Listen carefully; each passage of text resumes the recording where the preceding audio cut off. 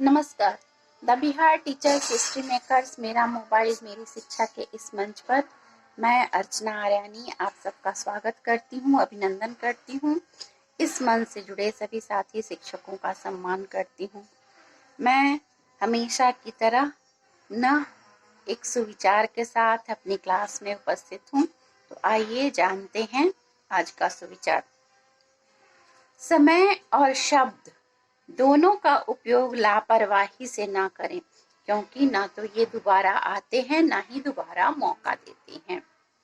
आइए हम अब अपने क्लास की शुरुआत करते हैं। पिछले वीडियोस में हमने उत्सर्जन चैप्टर के बारे में पढ़ा था। अब हम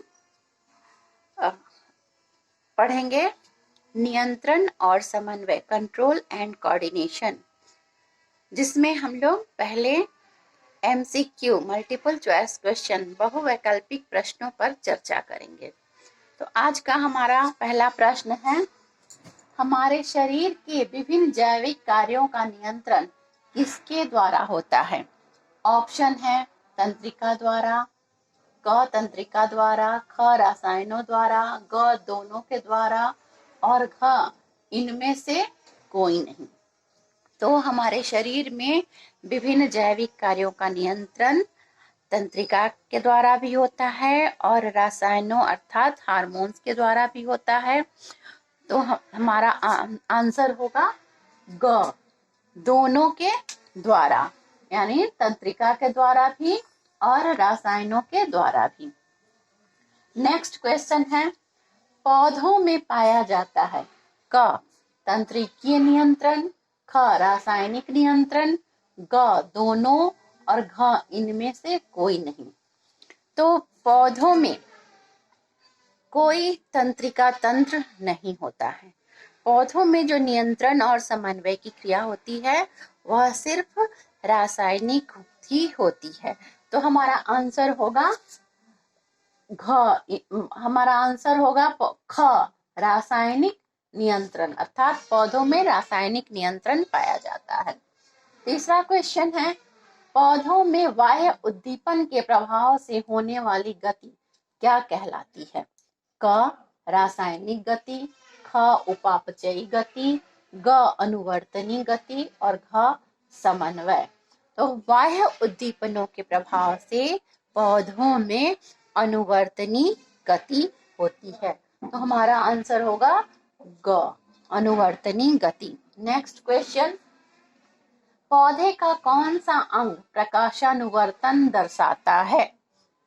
ऑप्शन है क जड़, ख तना, ग पत्तियां, घ तना और पत्ती दोनों। तो यहाँ बात हो रही है प्रकाशानुवर्तन की, अर्थात प्रकाश के दिशा में पौधों के अंगों की गति। इसको जब पौधों के किसी अंग की गति प्रकाश की दिशा में होती है उसको प्रकाशानुवर्तन कहते हैं। तो प्रकाशानुवर्तन में तना और पत्तियां दोनों प्रकाश की ओर गति करती हैं। तो हमारा आंसर होगा घ, तना और पत्ती दोनों। नेक्स्ट क्वेश्चन, पौधे का कौन सा अंग गुरुत्वानुवर्तन दर्शाता है, अर्थात पृथ्वी के गुरुत्व केंद्र की ओर गति? तो ऑप्शन है यहाँ क जड़, ख तना, ग पत्ती, घ इनमें से कोई नहीं। तो जड़ों की जो गति होती है वह पृथ्वी के गुरुत्वाकर्षण बल की ओर होती है, अर्थात पृथ्वी के गुरुत्व केंद्र की ओर होती है। तो हमारा आंसर होगा क जड़। नेक्स्ट क्वेश्चन, पराग नलिका का निर्माण कौन सी गति प्रदर्शित करता है? क प्रकाशानुवर्तन, ख गुरुत्वानुवर्तन, ग रासायनिक अनुवर्तन और घ जलानुवर्तन।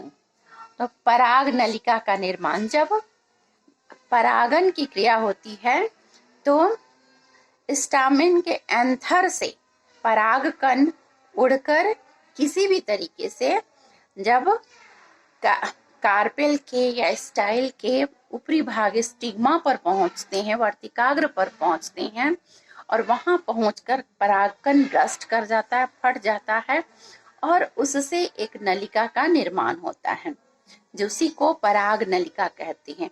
तो यहाँ फटने के बाद वहां पर एक रासायनिक पदार्थ का सिक्रीशन होता है, स्रवन होता है, जिसके कारण पराग नलिका का निर्माण होता है। तो पराग नलिका के निर्माण की जो गति प्रदर्शित करती है वह है रासायनिक अनुवर्तन, अर्थात आंसर है ग। नेक्स्ट क्वेश्चन है, ऑक्सिन का संश्लेषण कहाँ होता है? क जड़ में, ख स्तंभ के शीर्ष में, ग पत्तियों में और घ फल में। ऑक्सिन पौधों का ग्रोथ हार्मोन है, वृद्धि हार्मोन है, और इसका निर्माण स्तंभ के तना के शीर्ष भाग में होता है। तो हमारा आंसर होगा ख, स्तंभ के शीर्ष भाग में या सबसे ऊपरी भाग में बनता है, और वहां से जहां इसकी जरूरत होती है वहां उसका वितरण होता है, जो विसरण की क्रिया के द्वारा होता है। नेक्स्ट क्वेश्चन है, साइटोकाइनिन का संश्लेषण कहाँ होता है? क स्तंभ शीर्ष पर, ख जड़ों में, ग भ्रूणपोष में और ख और ग दोनों में, अर्थात जड़ों में और भ्रूणपोष में।